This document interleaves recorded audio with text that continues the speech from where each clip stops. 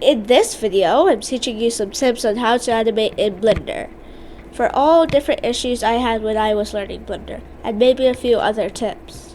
Also, I'm using models extracted by Fredbear Mascot, and they're from the game FNAF Secret of the Mimic. Okay, that's all I got to say. Enjoy the video.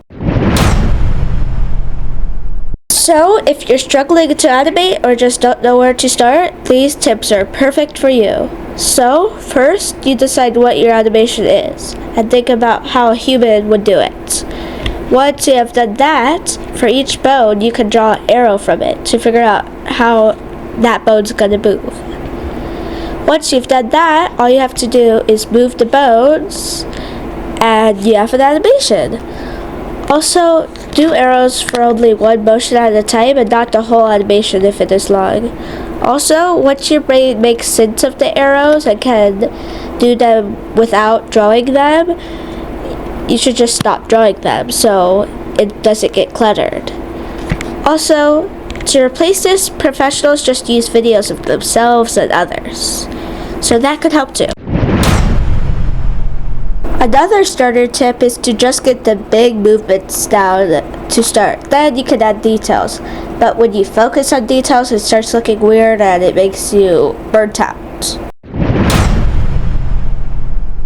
These tips are for those people who are struggling making their animation look good.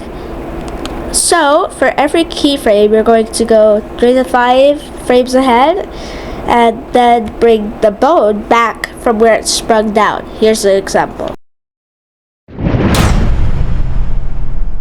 Another tip that helps is thinking about how our bodies work.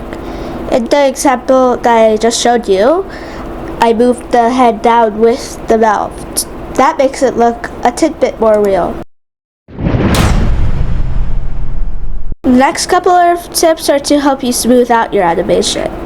Whenever your character moves multiple parts of their body at the same time, don't have the keyframes in at the same time. Instead, scatter them a little bit. This makes things look more alive, less robotic. Yet another tip is to have a lead part when doing walking, running, etc. animations. The lead shows where strength is. Putting this in your animation really shows you care. Squash and stretch works in 3D, so if you're making stylized animation or even semi-realistic, try to put some of that in there. These tips will help you with physics. So, when you have a character jumping, you have to think about how you would jump. If a character is heavy, it's going to jump less high and fall faster and maybe land on their face. But if your character is light, make the jump bigger and fall slower, then speed up. For big stylized jumps like a leap of faith, slow motion always makes them look better, especially if the landing is rough and your character falls or rolls, or something not usually smooth. For characters and most things, you don't want to use physics in Blender because it can look weird and it's hard to use. I couldn't figure it out.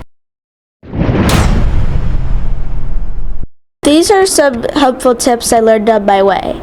Number 1 is that practice helps. I know, it's the tip that everyone says, but it does help.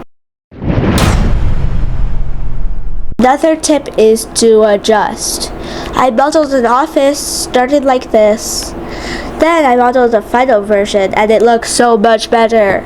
And that's because I had people's opinions on it.